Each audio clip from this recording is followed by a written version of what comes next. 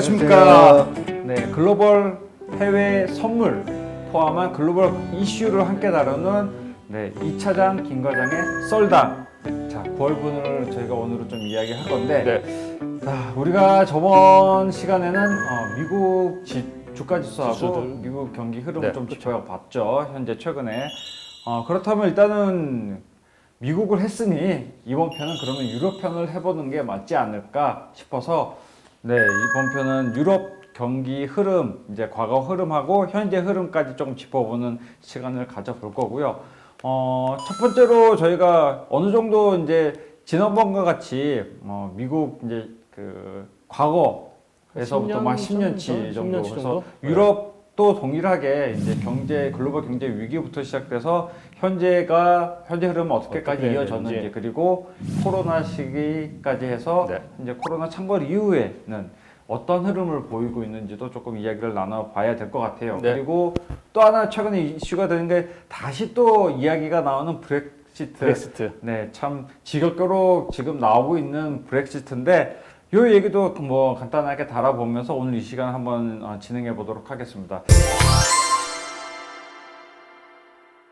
해외 선물 시장 안에서 이제 대표적인 뭐 지수 선물, 유럽 지수 선물을 하면 뭐 어떤 것들이 있는지 그것 좀 설명 좀 해주세요. 일단 다들 저번 시간에도 말씀드렸고 이제 다들 미국에서는 나스닥, S&P, 뭐 다우 거기에 이제 뭐 러셀 2000, 뭐 중소형 그런 이제 지수까지 있는데 미국은 이제 미국에 이제 구간되는 지수들이 이제 대부분 많이 거래가 되고 다들 아시다시피 그렇게 구성이 되어 있는데 유럽 같은 경우는 이제 유로존이다, 유럽 연합이다 해가지고 이제 유럽 국가들의 몇 개 한 20개 정도 되는 나라들이 이제 하나로 이제 뭉쳐져 있죠. 그렇죠. 그러다 보니까 그런 유로존에 속해 있는 12개 정도 나라들에서 이제 상장되어 있는 기업 중에서 가치가 큰 50개 정도를 이제 조금 대상으로 산정을 한 지수가 이제 유로 스탁스 50 지수가 있죠. 여기에는 이제 뭐 대부분 뭐 강대국인 프랑스, 독일, 뭐 스페인 기업들이 이제 대부분 좀 차지를 하고 있죠. 뭐 영국을 포함한 그런 주요 이제 기업들이 대부분 포함되어 있겠네요. 그렇죠. 그러니까 유로스탁스 같은 경우는 이제 유럽 국가들이 이제 뭐 독일도 포함되고 거기에는 뭐 유명한 기업들을 이제 산출해서 이제 되어 있는 거고 또 영국 같은 경우는 이제 FTSE, FTSE 100이라고 해서 영국 내에 있는 이제 기업들 중에 이제 100개만 이제 뽑아서 이제 산출된 이제 영국에 더 구간되어 있는 이제 지수들도 있죠. 그러면은 뭐 어쨌든 지금 말씀해준 DJ 유로 스탁스 그리고 FTSE 100 뭐 영국에 있는 주가 지수 선물입니다. 영국을 대표하는 이외에 뭐 가장 많이 아는 게 또 이제 독일의 닥스, 독일 닥스, 그다음에 프랑스의 CAC 40, CAC 40, 캡40이라고 합니다. 독일의 닥스가 아무래도 조금 더 그 낯익은 귀에 많이 들으셨을 거예요. 뉴스다 그리고 DJ 유로스탁스까지. 근데 이제 프랑스의 CAC 40, 프랑스를 대표하는 국가지수 선물이죠. 그렇죠. 거기에 있는 이제 40개 우량주를 뽑아서 이제 S&P 500처럼 뭐 그 프랑스에서 유명한 40개 가장 큰 우량주만 뽑아서 이제 산출된 지수죠. 그렇다면은 해외 선물에서 거래되는 지금 말씀해 주신 상품들이 일단은 해외 선물 안에서도 대표적인 유럽 국가의 지수 선물이다. 매매할 수 있는 지수 선물이다. 그럼 가장 접근하기 쉬운 거는 어떤 상품일까요? 가장 많이 이제 유럽 지수들을 거래하신다. 그러면 뭐 DJ 유로스탁스 50이 가장 많이 이제 거래가 이루어지고 있고 왜냐하면 유로존 국가들이 하나하나 나라들마다 이제 뭐 경기 성장률 다 다르겠지만 아무래도 같은 통화, 다들 아시다시피 유로라는 같은 통화를 사용하고 있기 때문에 아마 거기에 대해서 이제 모아져 있는 DJ 유로스탁스 50이 가장 유럽 경기가 좋다 나쁘다를 판단할 수 있는 가장 중요한 지표가 되지 않을까 싶죠. 그럼 DJ 유로스탁스, 뭐 DJ 유로스탁스나 아니면 독일의 이제 닥스가 가장 이제 많이 거래하는 상품이지만은 그 중에 이제 유로스탁스가 아무래도 많을 수밖에 없습니다. 뭐 추가적으로 안내를 드리자면 증거금이 일단은 굉장히 싸거든요. 저렴하게 할 수 있는 2,000유로 수준에서 뭐 200만 원 정도니까 대신에 뭐 SM 미국 지수 선물은 아무래도 만 불이 넘어가고 하니까 1,000만 원이 넘는 돈이 필요한 거에 비해서 뭐 DJ 유로스탁스 같은 200만 원에서 250만 원으로 이제 거래가 가능한 상품이니까 아무래도 투자하기 조금 더 유리한 메리트가 있어요. 유리하다기보다는 메리트가 있는 상품 중에 하나예요. 진입 장벽이 좀 낮은 거죠. 네. 미국 지수들보다는. 충분히 투자하시는 해외 선물을, 그러니까 해외 지수, 그러니까 미국이 아니라 다른 글로벌 지수를 투자하시고 싶은 분들은 DJI 유로 스탁스를 한번 관심 있게 지켜보는 것도 나쁘지 않을 것 같습니다. 자, 그러면은 첫 번째 이야기로 어떤 상품이 해외 선물에서 지수 선물로는 대표적인 게 있다고 말씀을 드렸다. 그러면은 자, 우리가 처음에 이제 말씀드렸던 유럽의 이제 현재 경제 상황, 경기 상황이나 이런 것들 한번 되짚어보는 이슈 톡을 한번 이야기를 해봐야 될 것 같아요. 네. 저번 시간에도 말씀드렸다시피 미국은 2008년 그때 네. 금융위기가 왔었죠. 네. 아마 금융위기를 시작으로 미국 금융을 시작으로 세계 금융권에 아니면 이제 실물적으로 다 위기가 왔고 거기에 이제 파생돼서 이제 유럽이 이제 2010년부터 이제 큰 재정 위기에 그렇죠. 가 이제 시작되면서 네. 아무래도 현재까지 그 재정위기가 끝난 것 같지는 않아요. 계속 좋았다 나빴다 예전만큼 못 돌아가지만 좋았다 나빴다를 반복하면서 그 10년 동안의 재정위기가 계속 저는 이어져 오고 있다고 이제 생각을 하고 있죠. 실제로 이제 미국발 금융위기가 이제 전 세계적으로 이제 퍼지면서 뭐 아시아뿐만 아니라 오히려 아시아보다도 타격이 컸던 건 유럽인 것 유럽이 훨씬 같은데 컸죠. 유럽은 그 타격을 받은 이후에 지금 미국처럼 회복을 못 하고 있잖아요. 계속 그냥 바닥을 걷고 있죠. 지금 뭐 유럽 바닥을 같은 뭐 기고 있다고 뭐 말씀을 드리면은 뭐 될 것 같아요. 크게 활발한 경기 움직임이 되질 않고 있어요. 그러니까 지금 더구나 코로나19로 인해서 더 급격히 안 그렇죠. 좋아졌다라고 말씀을 드릴 수밖에 없고 되게 일단은 마스크 쓰라는데 마스크 여기도 안 쓰고 지금 최근 들어서는 뭐 영국이나 프랑스가 다시 또 하루에 뭐 10,000명이 넘는 다시 2차 확산이 다시 이제 퍼지고 있어서 되고 있는 상황이니까 유럽 같은 경우는 그럼 2008년 이제 이후에 10년부터 이제 어떤 나라를 중심으로 어떻게 이제 금융 위기가 찾아왔는지 뭐 재정 위기 찾아온 것 좀 말씀 좀 해주세요. 일단 2008년 미국을 시작하여 이제 글로벌 금융 위기가 거기에 연장선이 이제 2009년 말, 2010년 초반에 이제 그리스의 구제 금융 그리스의 이제 재정 위기로 네. 이제 조금 번져 나가면서 네, 맞아요. 그리스를 포함해서 이제 남쪽에 위치한 유럽 국가들 이제 뭐 아일랜드, 이탈리아, 뭐 포르투갈 이런 나라까지 이제 재정 위기 그런 위기들이 이제 퍼져 나갔죠. 네. 그러다 보니까 이제 뭐 유로존 전체적으로 조금 힘들어지기 시작한 거죠. 말 그대로 재정 건전성이 굉장히 취약해지면서 이 유로존 전체가 이제 하나의 묶음이다 보니까 그렇죠. 한쪽이 빵꾸가 났을 때 계속 이제 약간 밑빠지는 게 물붓기라고 해야 될까요? 그런 식의 지금 공적 자금을 투입을 하더라도 쉽게 이루어지지가 않는 뭐 그런 그렇죠. 식의 형태가 발생이 됐고 제조업이 활발하게 제조업이 많이 발달된 나라가 아니잖아요. 그렇죠. 뭐 그리스 같은 경우는 다들 아시다시피 뭐 관광, 네. 뭐 거기 뭐 옛날 고대 유물도 많고 네. 관광으로 거의 크고 이제 복지도 좋고 그런 나라라고 이제 옛날부터 이제 알려져 왔었죠.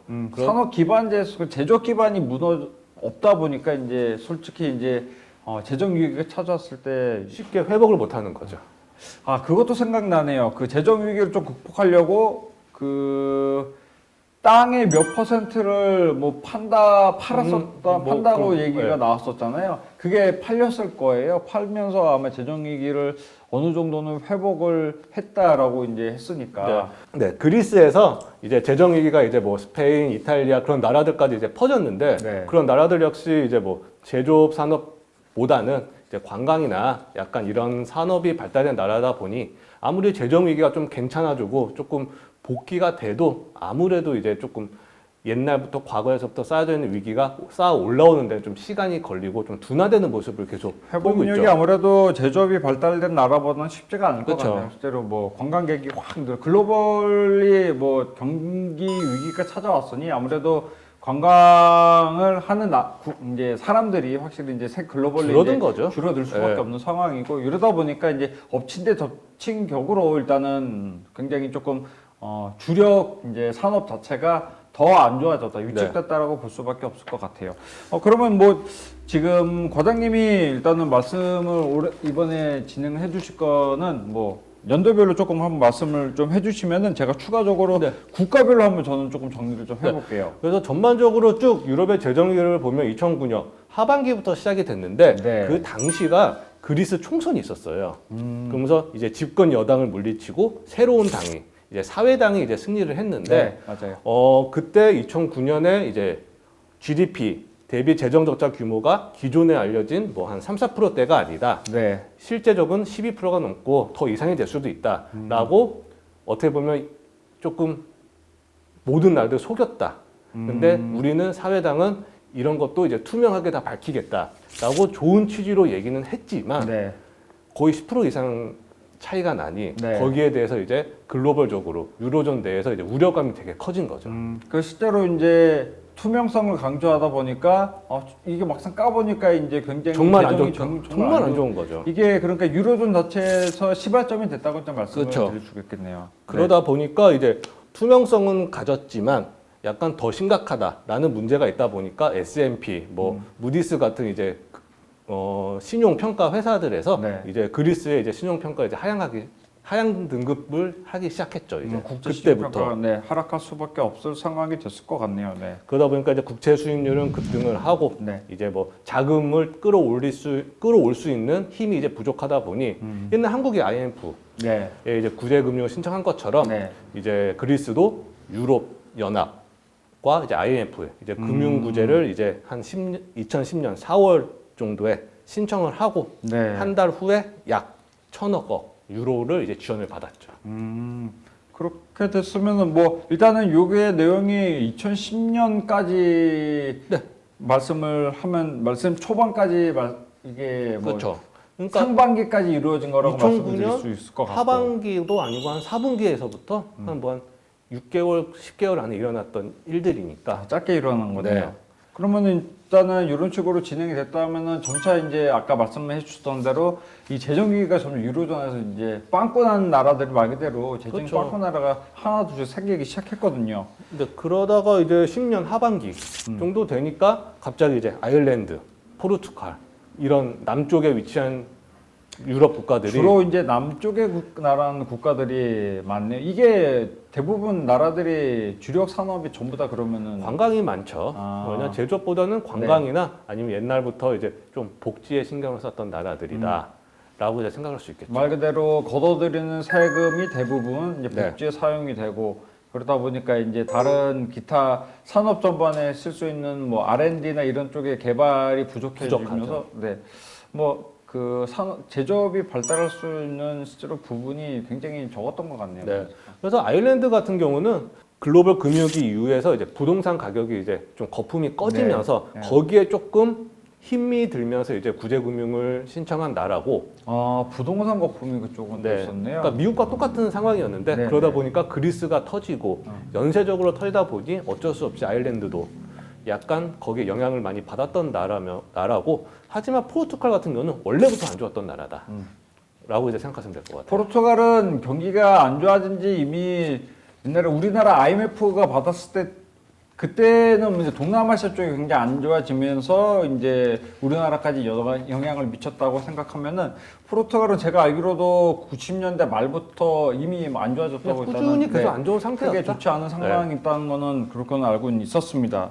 그러면 지금 우리 과장님이 말씀해 주셨는데 흔히 이제 피그스 국가들이 문제가 많이 됐다라고 이제 얘기를 해주잖아요. 그러면은 포르투갈까지 이야기가 나왔는데 그 다음은 어떤 나라가 있을까요? 이제 피그스 하면 포르투갈, I는 아일랜드, 이탈리아, I가 2개 있고요. 그 다음에 G에 이제 그리스, S 스페인.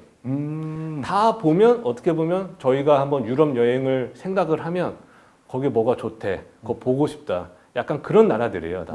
포르투갈도 유럽 여행 가면서 보고 싶고, 이탈리아도 로마도 한번 가보고 싶고, 다 그런 나라들 보면 계속 말씀드리지만 관광 특구네요. 그러다 보니까 이런 위기가 찾아오면 더 빨리 찾아오고 회복도 힘들고 그런 거죠. 맞습니다. 뭐 지금 우리 과장님이 순서대로 조금 얘기를 해주셨는데 뭐 일단은 그리스 같은 경우는 제가 알기로는 그 당시에 부정부패로 이제 지하 경제 그렇죠. 규모가 GDP 대비해서 이제 거의 30% 육박하는 네. 그 정도로 이제 안 좋았고, 뭐 아일랜드는 아까 말씀해 주셨던 대로 이제 부동산 버블이 빵 빠지면. 터져버린다고 이제 말씀을 드릴 수가 있을 것 같아요. 그걸로 인해서 미국과 같이 이제 경기 침체가 동시에 이루어졌고, 그렇죠. 스페인은 지금 굉장히 2000년대 초반에는 좋았는데 이게 이제 역시 부동산 버블이 컸죠. 거기. 2000년 초반에 굉장히 좋았던 경기가 그게 다 이제 부동산으로 가면서 이제 부동산이 빵 터지면서 동시에 이제 스페인도 오히려 경기가 안 좋아진 국가로 전락을 해버렸고, 뭐 이태리도 아시다시피 마찬가지죠. 이태리는 뭐 지하 경제를 하면은 마피아 경제가 굉장히 크게 네. 활성이 된 나라라고 이제 말씀을 드릴 수가 있을 것 같고, 그러니까 이 마피아 쪽에서 운영되는 그런 자금들이 실제로 GDP의 여기는 100%가 넘는. 네. 그래서 이 지하 경제 규모가 큰 나라들이 다 이 유럽의 재정 위기를 가지고 왔다라고 일단 말씀을 드릴 수가 있을 것 같네요. 네. 그러다 보니까 이제 계속 2011년, 12년도에 이제 그리스가 뭐 2차 구제 금융도 신청을 하고 네. 아일랜드, 포르투갈 다 뭐 IMF다, EU에 다 구제 금융을 신청을 하면서 네. 이제 많이 돈을 받아요. 걔들도 이제 좀 그런 연합들, 단체들한테. 그러면서 제 개인적인 생각은 얘네들은 돈을 갚아야 되는데 갚을 힘이 없어요. 그렇죠. 네. 갚을 힘이 갚지 없어요. 못하는 상태에서 그래서 아마 제가 알기로는 땅을 팔았을 거예요. 네, 그러면서 이제 아쉽지만 뭐 하나씩 팔면서 이자라도 갚자. 라는 이제 생각으로 계속 지금까지 넘어오고 있는 것 같아요. 왜냐하면 제 생각에는 유럽에서 가장 큰 맏형이다 하면 독일, 네. 프랑스, 네. 뭐 피그스에 속해 있지만 예전에는 뭐 이탈리아도 강대국이었고 스페인도 강대국이었지만 지금 같은 경우는 뭐 독일하고 프랑스가 거의 세계에서도 뭐 강대국이고 유럽 네. 국가에서는 거의 맏형 노릇을 근데 하고 이 있죠. 재정 위기가 결국 이제 계속 안 좋다 보면서 이 돈을 많이 빌려준 이제 벨기에랑 프랑스 네. 쪽에까지 굉장히 안 좋아졌잖아요. 그래서 벨기에랑 프랑스까지도 위험할 수도 있다라는까지 얘기를 들었었거든요. 그렇죠. 왜냐하면 그런 나라들이 유럽 국가는 유럽 연합으로 여러 나라 국가가 돼 있기 때문에 거기서 큰 나라들 말씀드린 것처럼 독일, 프랑스예요. 그 대신 뭐 그리스 이런 작은 나라들도 이런 나라들의 경제 밑에 어떻게 보면 좀 숨어 있다.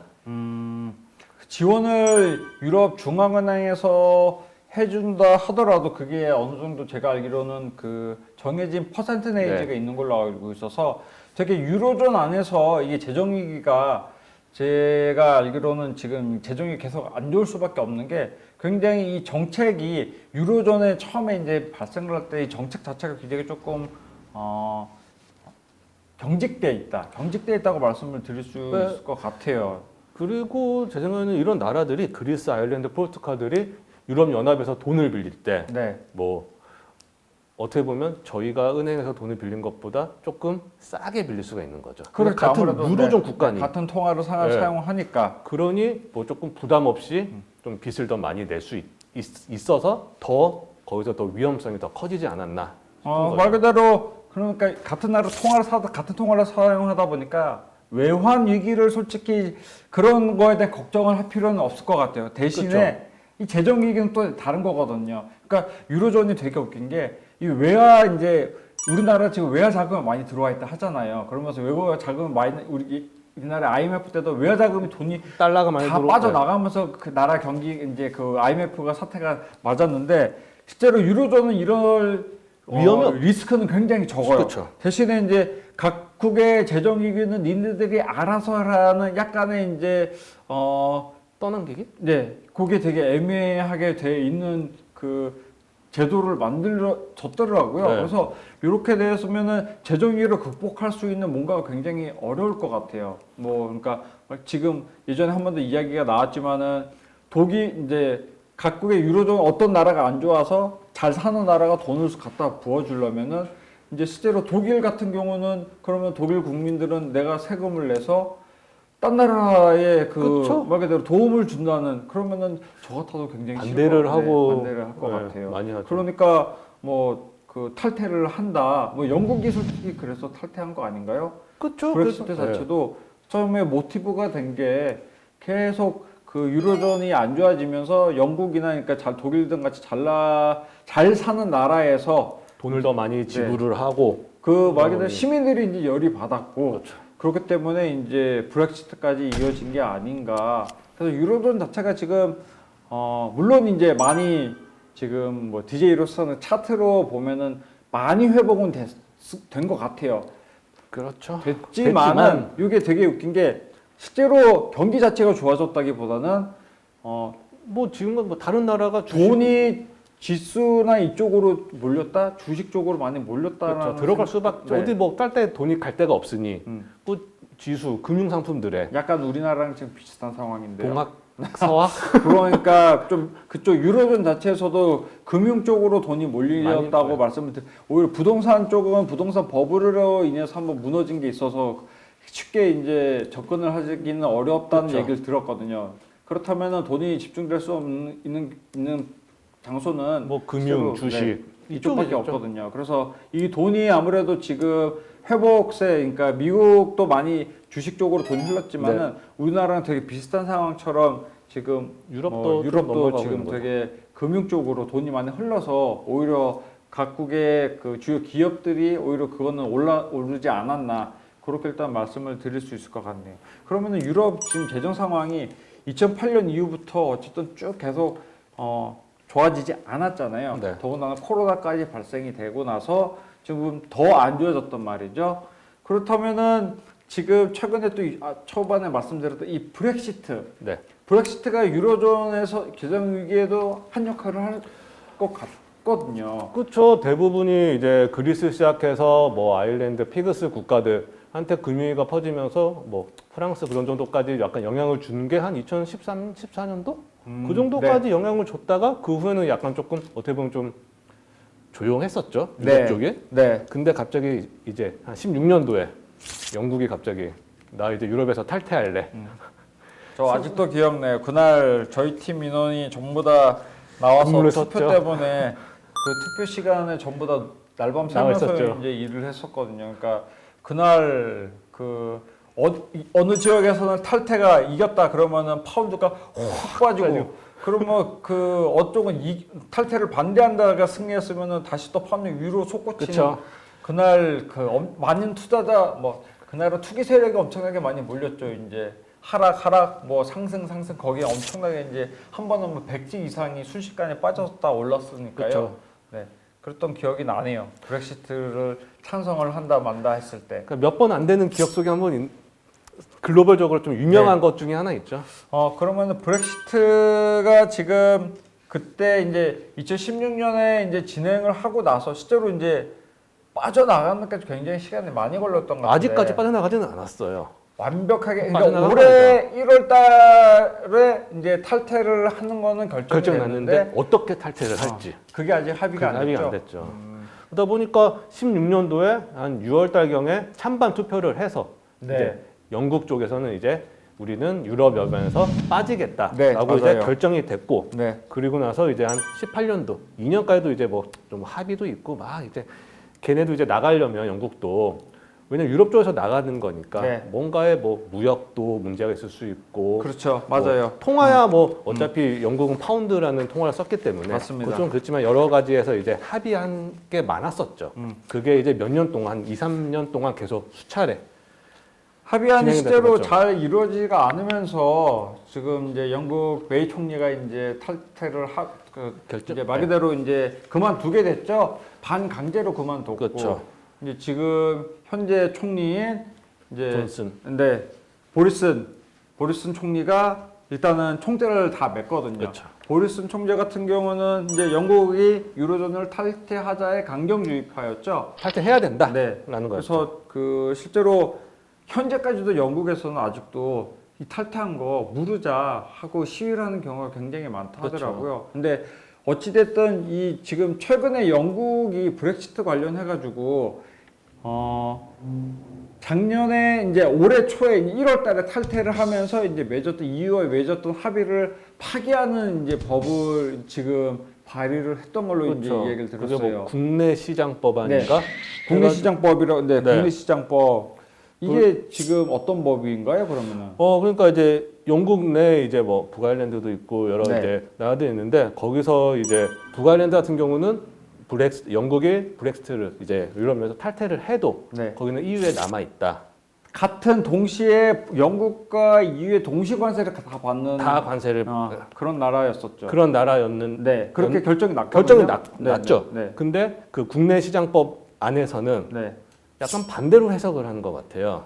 그러면은 국내 시장법은 그러니까 그 지금 영국이 4개의 나라가 되어 있잖아요. 그 4개국이 단일로 이제 묶는 거죠. 단일 그거 하나로 시장으로. 묶어서 그러면은 그러면은 이렇게 해석을 하면 되겠구나. 이 4개의 이제 나라에 대해서는 영국이 전체적으로 그냥 지배를 한다. 통치를 하겠다. 잉글랜드, 웨일스, 북아일랜드, 스코틀랜드. 스코틀랜드. 네, 스코틀랜드. 근데 이슈가 됐던 게 이제 북아일랜드죠. 북아일랜드인데 북아일랜드는 브렉시트를 하더라도 EU 쪽에 남아 있다.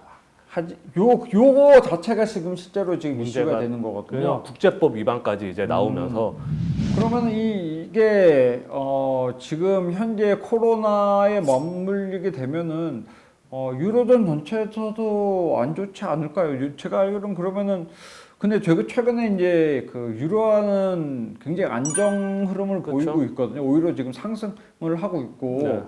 대신에 파운드가 많이 지금 떨어지고 상태더라고요. 요 국내 시장법이 발의가 됐음에도 불구하고 그러면은 유로존 내에서도 크게 영향을 미칠 것 같지는 않거든요. 그렇게 미칠 것 같지는 않은데 네. 아무래도 이번 연도 1월 달에 이제 나간다 100% 확정이 되고 1년 동안의 기간을 주면서 유럽 연합과 영국 간에 약간 합의를 계속 거치고 있는 상황에서 12월 달 이번 달 말까지는 합의안을 이제 제출을 해야 되는 그런 입장이었죠. 제출하고 그러면은 합의가 완전히 끝나고 이번 달에 완전히 그러면 12월 달에 끝나는 거죠? 12월 달에 합의안은 이번 달까지 하고 11월 정도까지 조금 코로나 때문에 좀 늘어날 네. 수도 있지만 아무래도 이번 연도 안에는 최종 합의안을 이제 제출이 돼서 이제 영국이 이번 연도에 이제 브렉시트 이제 유럽 연합에서 빠져나간다가 결정이 돼야 되는데 갑자기 아까 말씀해드린 것처럼 국내 시장 법안이 갑자기 튀어나오고 갑자기 발의됐죠 이게 네, 갑자기 튀어나오고 네, 네. 이러다 보니까 유럽 연합에서도 조금 짜증나고 화난 거죠 이제는. 얘네들이 이제 1년 동안 시간을 줘서 그래도 서로 잘 살아보자라고 합의안 도출을 하려고 했는데 갑자기 국내 시장 법안이라는 국제법 위반에 거의 뭐 상응하는 그런 영국이 유럽 연합에서 빠진다.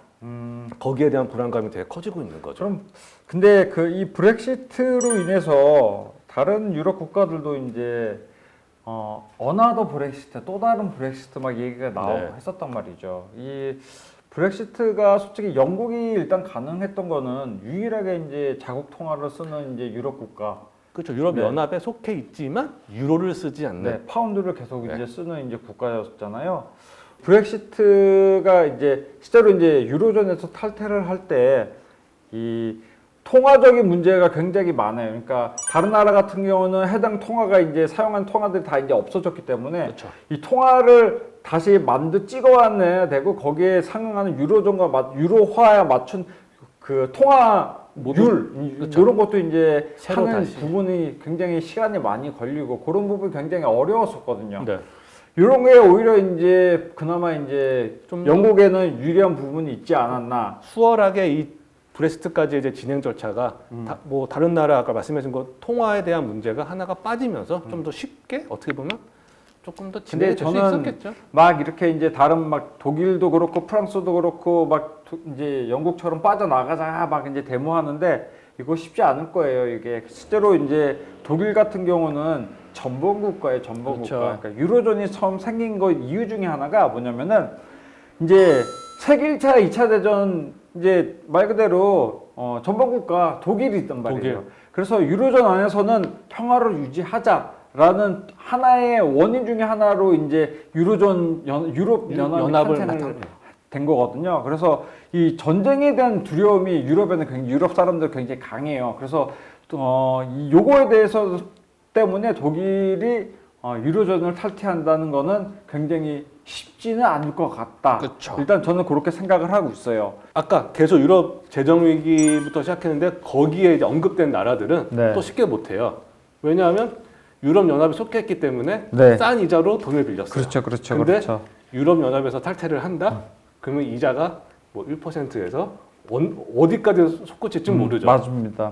솔직히. 그렇게 이제 크게 발생할 수도 있고 이번 코로나로 인해서 근데 조금 이런 얘기는 속 들어갈 것 같아요. 실제로 이제 영국은 빠져나갔지만은 유럽 연합에서 이번 코로나로 인해서 그 자금 모은 게 제가 알기로는 1,000조가 넘어요. 그렇죠. 1,000조가 넘는 돈을 이제 모았는데 이 중에서 약 500조 원 같은 경우는 이제 코로나로 인해서 재정위기가 닥친 나라에 지원을 해준다 하더라고요. 무상으로, 공짜로 500조를. 그냥 돈을 준다. 네, 그냥 돈을 준다는 거더라고요. 그러니까 그 500조는, 그러니까 1,000조를 모금을 했는데 그 1,000조 모금을 이제 아무래도 조금 더 이제 잘 사는 나라에서 좀 모금을 더 많이 내겠죠. 하더라고요. 독일, 프랑스, 이제 뭐 어느 나라가 있죠? 독일, 프랑스, 뭐 스페인까지도 스페인이 많이 조금 좋아졌다 하는데 일단 독일, 프랑스라고 일단 얘기를 할게요. 일단 그러면은 일단 이 나라에 대해서는 되게 일단 신뢰도가 굉장히 높아질 거예요. 다른 국가들은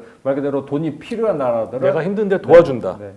그리고 오히려 이 도움을 받은 나라들은 이 나라들에 대해서 굉장히 고마움을 느끼고 그렇게 돼서 이 유럽 연합을 나가면은 내가 정말 힘들겠구나라는 처절히 느낄 수가 있단 말이죠. 공짜로 도움을 받을 수가 있는데 여기를 나가면은 더 힘든 생활이 이루어질 거야. 그런 생각도 분명히 저는 있을 거라고 생각을 해요. 그렇죠. 그러다 보니까 이제 못 벗어나는 거죠. 이제 유럽 연합에서. 그래서 영국만은 이렇게 지금 됐지만은 지금 영국이 유럽에 지금 EU 탈퇴하면서 내야 되는 이제 담보금도 아직 뭐 해결이 안 됐잖아요. 굉장히 큰 금액이라고 알고 있는데 개인 한 개 가구당 연간 한 340파운드 정도 부담한다고 하니까 그러면 네, 어마어마한 숫자잖아요. 네. 근데 그거를 그러니까 브레스트에서 이제 이거를 뭐 잔류를 하자 그러면 이런 뭐 부담금 이런 거에서 문제가 있었고 아니면 또 잠깐 얘기를 하다 보면 이제 이민자들이 워낙 영국에 많다, 영국에 많다 보니 이민자 문제가 좀 더 크게 작용을 했었죠.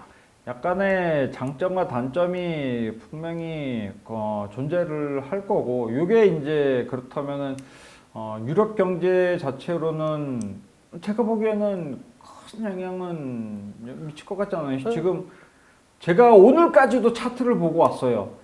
유로 많이 튀었어요. 정말 많이 이거 정말 유로 대비 달러가 굉장히 안정세를 보이고 있고. 달러 대비 파운드는 많이 빠졌죠. 네, 많이 빠졌어요. 유로 대비 유로는 또 안정적으로 옆으로 가고 있더라고요. 그러니까 이 파운드는 약세를 갈 수는 있어도 유럽에는 유럽 전체는 큰 영향을 오히려 없겠다. 국지적으로 영국에만 더 안 좋은 영향이 미치지 않을까 그렇게 했다는 생각이 듭니다. 왜냐하면 저도 뭐 차장님 말씀에 동의를 하는 게 며칠 전에 뉴스를 봤는데 그 미국의 이제 큰 뭐 은행 중에서 이제 JP 모간 같은 경우가 영국의 노딜 브레스트 아무런 합의안 없이 이제 브레스트가 될 거다라는 우려감에서 한 1,840억 파운드 한국 돈은 270조의 돈을 영국에서 독일로 이제 이전할 계획을 이제 발표를 했다고 하거든요. 영국에선 좋을 게 하나도 없겠네요. 어찌 됐든 간에 그러면은. 그다음에 이제 뭐 힘들지만 아일랜드도 내년 이제 한국도 그렇지만 예산안을 짜잖아요. 그럴 때 아일랜드를 비롯한 몇 개의 국가들이 내년 예산안 짤 때 노딜 브레스트를 거의 기정사실화 하면서 이제 내년 예산안을 짜다 보니 뭐 유럽 국가들에서는 이미 많이 준비도 하고 있고 이제 뭐 영국은 유럽이 아니다. 유럽인데 유럽 연합이 아니다라고 생각하면서 이제 다들 준비를 하고 있다 보니 근데 유로존이 되게 조금 아쉬운 게 있다면은 영국의 수자원, 영국의 이제 북해 쪽에 이제서 나오는 기름부터 해가지고 이제 원유부터 해서 북해산 브렌트유부터 수자원물 굉장히 풍부하거든요. 그래서 유럽 국가들이 영국에 굉장히 의존하는 그런 것들이 또 많았다 하더라고요. 이런 것들을 생각하면은 또 영국에서는 이익이 될 수도 있는데 그거를 이제 뭐 말씀해 주신 것처럼 브렌트 오일 뭐 거기서 나오는 오일도 이제 관세를 매겨서 팔 수도 있는 거고. 유로존 자체는 굉장히 불리해진 입장이 될 것 같아요. 그러면요. 아무래도 뭐 유럽 쪽이 그 천연가스를 많이 사용한다지만은 기름을 사용하는 이제 브렌트가 워낙 좋은 기름이다 보니까 저황유 이제 원유잖아요. 그러다 보니까 이제 상당히 좋은 기름을 이제 더 높은 금액을 주고 사야 되는 그런 어쩔 수 경우, 없이. 네, 어쩔 수 없이.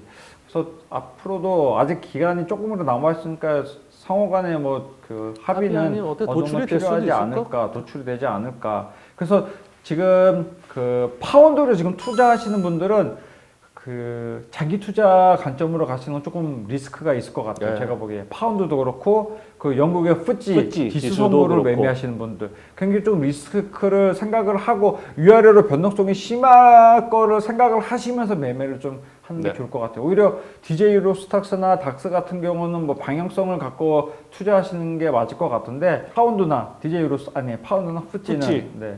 실제로 이제 파운드도 증거금이 굉장히 싸거든요. 이게 싼 상품이다 보니까 요것도 파운드도 그렇고 마이크인데 또 마이크로 이제 상품까지 있다 보니까 훨씬 더 저렴하죠. 훨씬 더 저렴하게 이제 통화 선물로는 진입할 수 네. 있는 장비가 워낙 낮다 보니까 들어가실 수가 있어요. 요즘 같은 경우는. 그래서 요렇게 이제 그 투자를 하시고 싶으신 분들은 조심 있게 최근에는 조심 있게 매매를 하셔야 될 것 같고 유로화나 이제 유로화가 가장 이제 큰 이제 통화 선물하는 메인 선물이고 그리고 이제 DJ 유로스탁스, 닥스도 이제 유럽 지수들 중에서는 이제 메인으로 볼 수 있으니까 요거는 변동성이 아닌 시장 흐름을 보고 이제 진행하는 게 맞을 것 같다.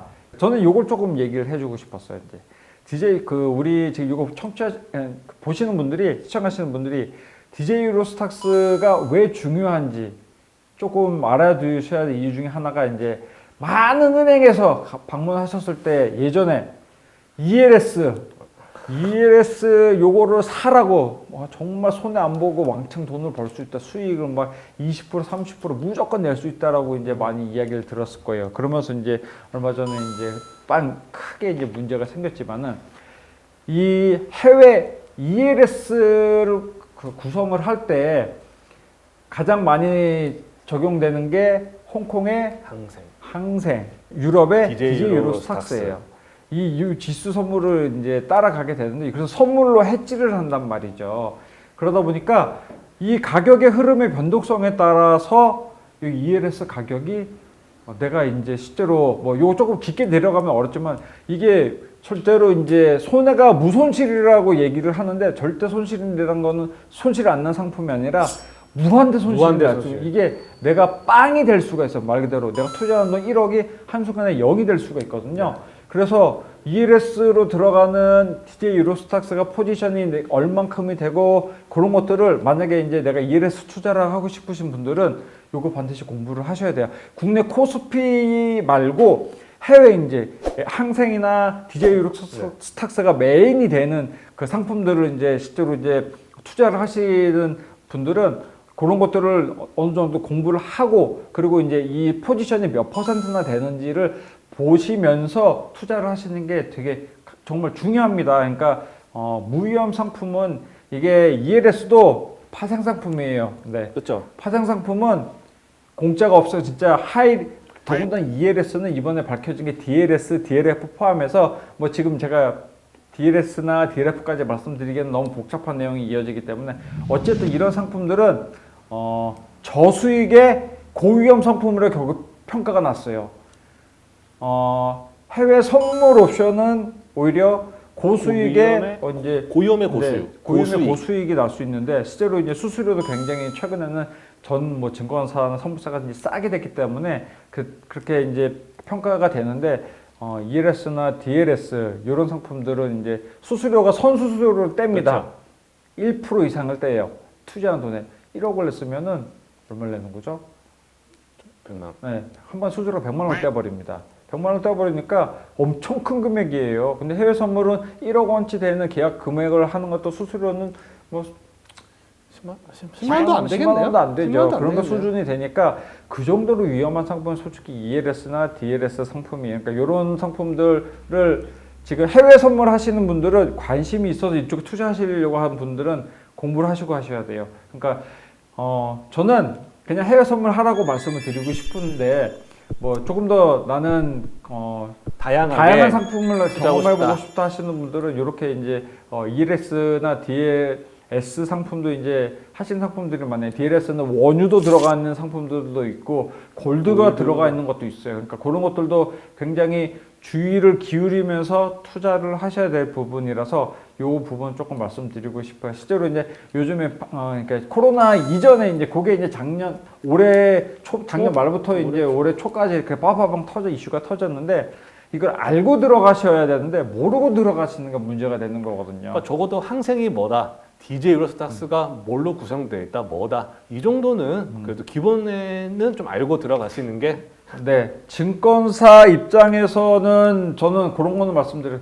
투자하시는 분들은 이 상품이 뭔지 알고 들어가셔야 되는 게 맞는 거예요. 그렇죠. 금융사에서 투자하시는 분들 다 이거 서약서 쓰거든요. 이 상품에 대해서 어떤 손실이 감소하더라도 나는 이거 투자하겠다라고 그런 서약서 다 쓰시거든요. 그러니까 결국 투자는 본인이 하는 거예요. 누가 옆에서 사라 팔아라는 게 귀가 왔다리 갔다리 하시면 안 되고 본인이 뚝심을 갖고 이제 하는 게 맞는 거고요. 비록 손실이 날지라도 어느 정도 손실이 나면은 그거를 돈을 뺄 수 있는 그리고 판단이 있어야 되는데 이걸 남한테 맡기거나 했을 때에는 크게 문제가 될 수 있어요. 그러니까 그런 부분 굉장히 주의 깊게 공부를 하시면서 매매를 하시고 오늘 우리 그 성주 과장이 얘기해 줬잖아요. DJ 로스탁스나 뭐 닥스, 푸찌 뭐 이런 것도 상품 있으니까 이런 상품들 매매하시는 게 훨씬 고위험 상품이지만은 그거에 비해서는 조금 더 이제 리스크는 덜하다. 그래서 조금 추천드리고 싶고 오늘 한번 지금 내용을 정리를 하자면은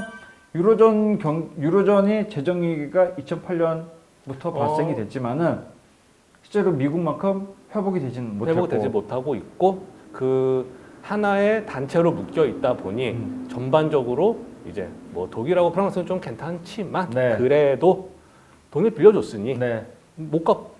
받지 못하고 있잖아요. 네, 맞아요. 그러다 보니 아무래도 다른 단일 국가보다는 회복력이 조금 떨어지고 있는 모습을 보이고 있다. 거기에 또 코로나까지 겹치다 보니 또 지금 또 2차 확산까지 네. 또 퍼지고 있어. 뭐 독일이나 뭐 프랑스나 이탈리아, 영국 다 뭐 봉쇄가 다시 시작된다고 하니 거기서 이제 더더욱 회복은 조금 더 더디지 않을까라고 이제 생각하고 있죠. 2차 확산돼서 다시 또 다 아작이 날까?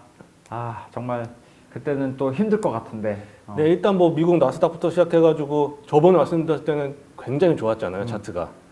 그게 며칠 제가 이제 저도 우리 성주 과장한테도 얘기했지만 이거 거품이다, 이거 꺼질 거라, 다 박살날 거다. 저는 맨날 그러고 있는데 이게 실제로 나스닥이 보여줬잖아요. 이게 빵 꺼지는 게 지금 9월 말인데 9월 25일 기술주 버블이라 해가지고 이제 빠바방 터지는 것들이 많아서 근데 지금 굉장히 조금 저는 버블이라고 생각하는 게 많아서 지금 투자하시는 분들 미국 주식이나 미국 그 해외 선물 지수 선물 투자하시는 분들 쉽게 막 들어가기에는 쉽지 않은 상황이라는 것도 조금 이제 넌지시 말씀드리고 싶어요. 그렇죠. 예전에는 뭐 코로나 터지면서 한번 조금 불안감이 작용했다가 다시 뭐 돈이 지수로 많이 몰리면서 증시로 금융에 많이 몰리면서 다시 한번 반등하는 모습을 보이고 지금 이제 말씀해 주신 것처럼 거품 때문에 빠졌는데 다시 코로나 확산이 되면 거기서 또 돈이 더 들어가기는 저는 아니다. 나스닥이 빠진 순간 저는 라고. 다 박살이 날 거라고 생각. 완전히 빠진 순간 박살이 날 거라고 저는 여기서 생각해요. 더 확산이 되고 더 불안감이 커지면 투자 심리가 더